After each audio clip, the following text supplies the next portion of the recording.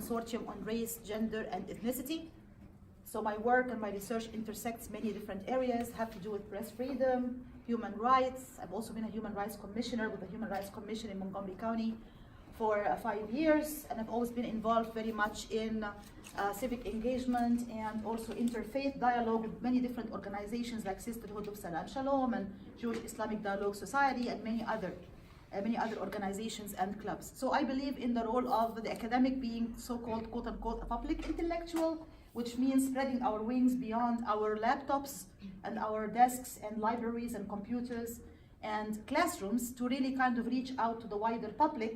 And thankfully, I've just been awarded the Research Communicator Impact Award from the University of Maryland, which was an acknowledgement for the kind of work I've been doing in media analysis and media commentary.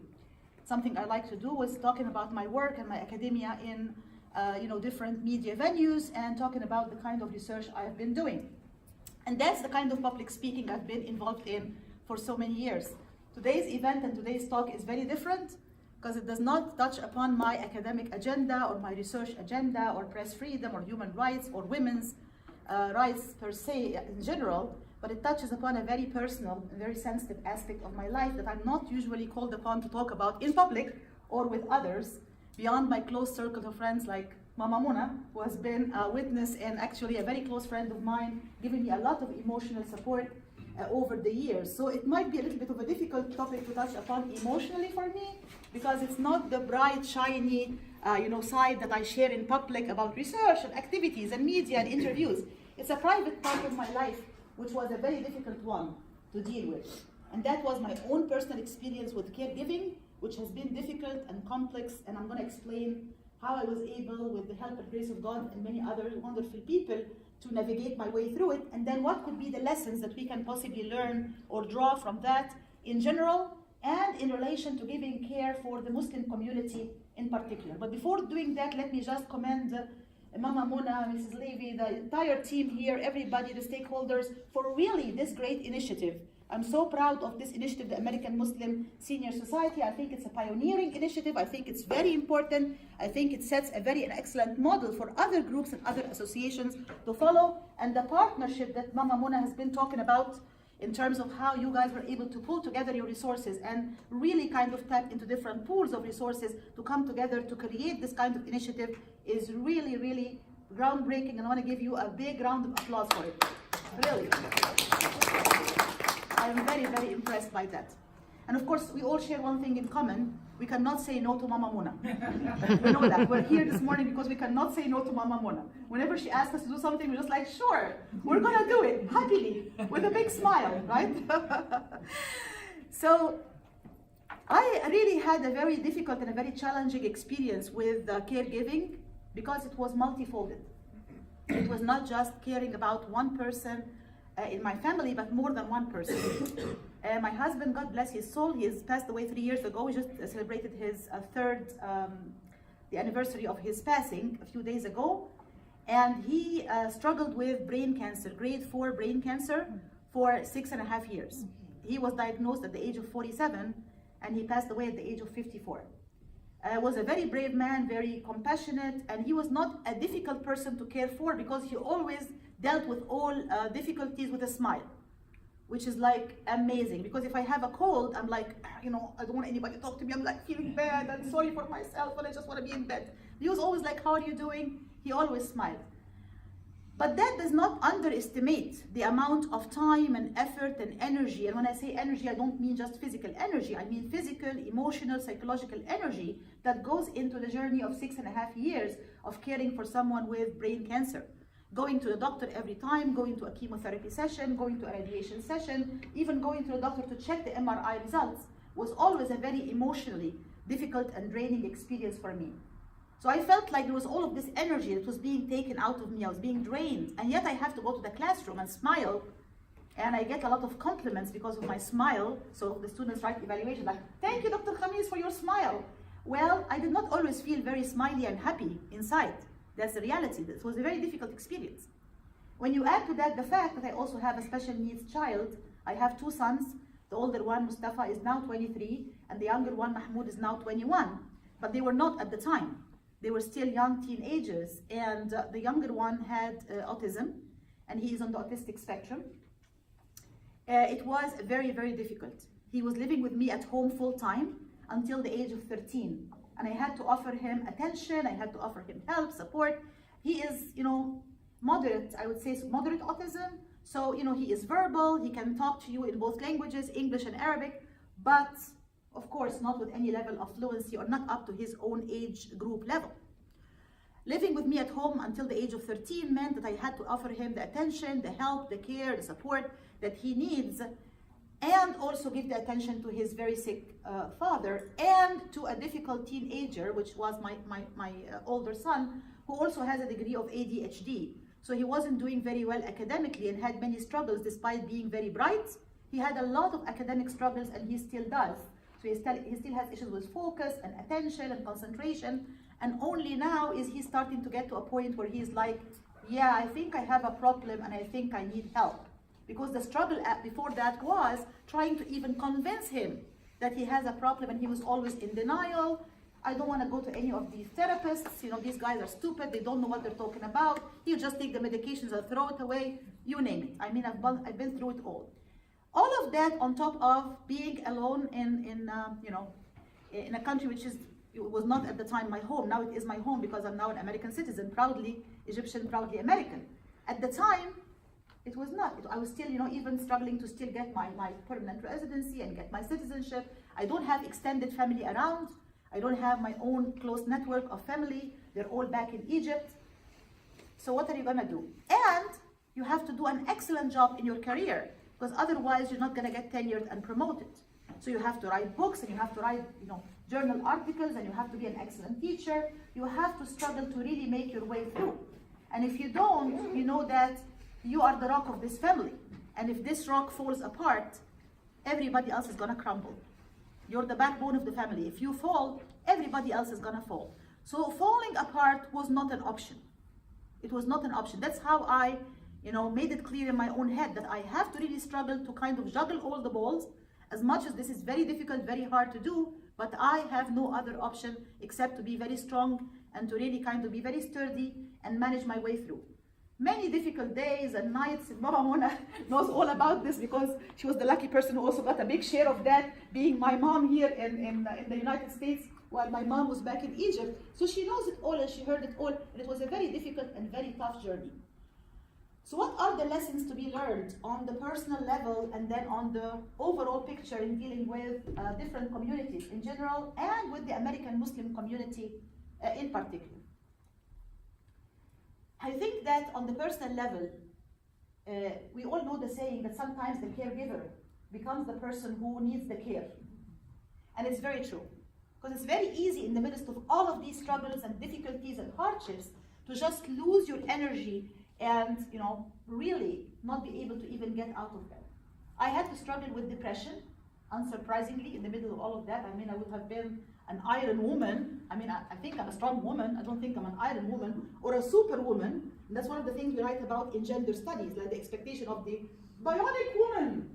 She can just do it all, and she can just juggle all the balls. And guess what? She doesn't get tired. She doesn't get sick. She doesn't get depressed. No. This is not true. We're humans. We're humans. And yes, we have to take care of our own physical, mental, and emotional well-being, which I think is one of the main goals and objectives of this excellent organization and other groups and organizations working in the realm of caregiving. So I had to struggle with depression. I think the best thing I did was not shying away from asking for help. In many cases, mental health issues and psychological issues are a stigma in many different communities. People are ashamed. They don't want to say, oh, I had depression, or I was struggling with this and that, or I had an anxiety, or I had a panic attack. They look at it like, no, that's going to make me seem vulnerable and weak, and we're all strong, right? We're all bionic and superheroes and superheroines. We're not, we're humans. And we have vulnerabilities and weaknesses. I think seeking out help and seeking support whenever you need it is very, very important. And that's one of the key lessons I would like to, lessons is a big word. One of the key words of advice I would like to put through for our communities is not to feel ashamed or not to feel that this is a stigma. Either to have these issues yourself or to have someone in your family dealing with these issues. Like when I talk about my son with autism, I talk about him everywhere. And I talk about him proudly. And I'm not even hesitant for a second to say, yes, I have a special needs son. It is something that God has given me. I see it as a gift. Yes, there were struggles. Yes, there were difficulties. But he is now in an excellent program. It is a full-time program. It's a residential program. And I had to advocate for him, which is another thing we're going to talk about, is advocacy. But focusing on the first point, changing the view on all of these issues, on personal struggles, on mental health issues, on all of these struggles as a stigma. We should not look at them as a stigma, and that's something we need to change. So working with the American Muslim community, you have people coming from so many different cultures and so many different social and ethnic and racial backgrounds. And in many of these cultures, in many of these places, back home, they're still unfortunately looking at mental health issues as a stigma. So, maybe the child who has special needs is not always introduced in public. We don't talk about these issues. When we have them, we hide them away, we sweep them under the rug. That's a very unhealthy approach. So I hope that this organization can also talk about these issues of stigma related to any form of mental health issues or any form of struggle really that the family is going through. This is very important. Number two, seeking out for help and support. I did seek help from psychiatrists to get some antidepressant medications at the time. Fortunately, I'm not continuing with that anymore, but I did use antidepressants for a certain period of time, and I'm not shy or ashamed to say so, because reaching out for help is very important. Also having therapeutic help, like reaching out to a counselor or a psychologist, was very helpful. We have an excellent center at the University of Maryland where people can seek help from a specialized counselor and a therapist. And this counselor and therapist, he became a good friend because he, like Mama Muna, has witnessed it all and lived through this, over the years, and he knows about all the struggles.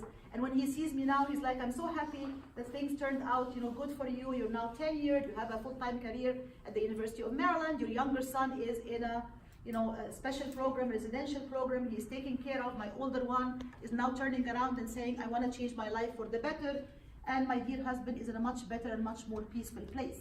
And he's like, I'm proud that you were able to turn it around. And I look at him and I say, thank you also for being there for me and offering the help and the guidance and the advice which I needed over the years. So reaching out and asking for these kinds of services and this kind of help is another very important tip and clue that we should also encourage people to seek for this kind of help and support when they need it. Also social support. In the case of many American Muslim families, maybe some of them are going to have their families around here, like extended families, but many of them may not. Their extended families could be back home, which is another struggle, because they cannot get this network of support and help because their families are back home. Therefore, how can we possibly offer them the kinds of services and help and support that they need in order to fill the gap which exists because of the lack of support from extended family? So building friendships, building connections, reaching out to friends and to family and to community is a very important thing.